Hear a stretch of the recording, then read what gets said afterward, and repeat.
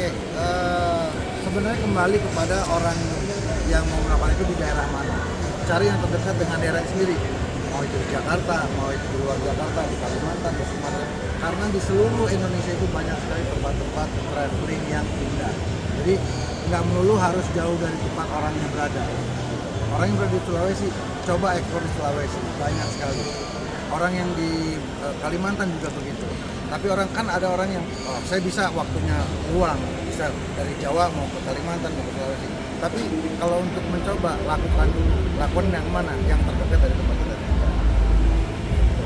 Kalau dari Mas pribadi, tempat favorit gimana? Tempat favorit saya di Tempat Indonesia. favorit. Tapi yang Saya udah favorit. 30 tahun traveling keliling Indonesia belum habis-habis, selalu mendapatkan tempat-tempat baru.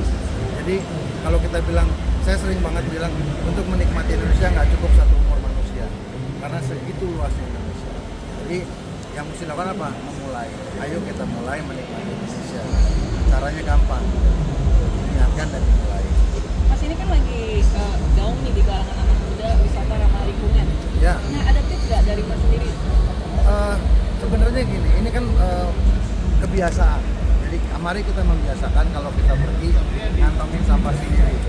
Jadi kita membiasakan untuk membawa pulang sampah yang kita bawa. Jadi bisa kita pergi 3 hari camping misalnya atau trekking, kan kita bawa makanan apa. Membiasakanlah diri untuk membawa kembali semua sisanya itu ke rumah dan kita buang pada tempatnya. Karena itu sebuah kebiasaan yang harus dibangun.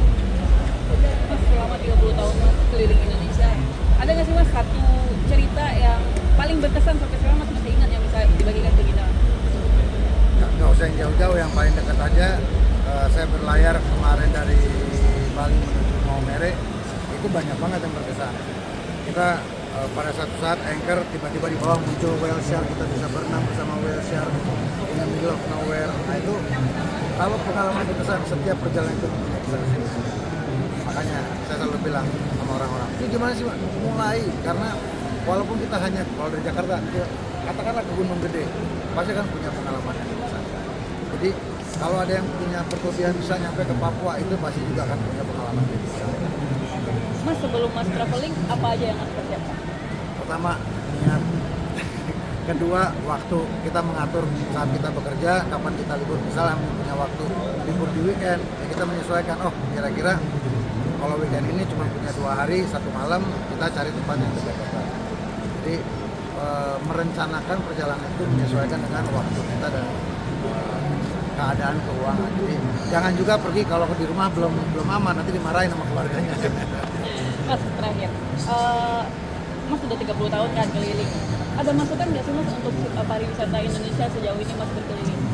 Masukan, jadi mungkin ini peran pemerintah untuk mengedukasi juga para operator-operator di daerah-daerah di seluruh Indonesia bagaimana untuk menjadi tuan rumah yang baik. Jadi seperti gini, kalau kita mau berjualan di sebuah lokasi wisata, saat ini banyak kita lihat banyak orang hanya menggunakan plastik tenda biru. Nah, maksudnya tugas dari pemerintah adalah mengedukasi mereka boleh berjualan, tapi tolonglah berjualan dengan menggunakan bahan-bahan ramah lingkungan seperti rubia, bahan-bahan bambu dan lain sebagainya. Nah itu kan kalau orang kan hanya berjualan yang penting simple, tapi ya itu perlu edukasi. Nah, itulah mungkin saya rasa peran pemerintah untuk bisa mengedukasi para UMKM yang berada di tempat-tempat wisata juga untuk menghias dirinya supaya tidak menggunakan banyak plastik.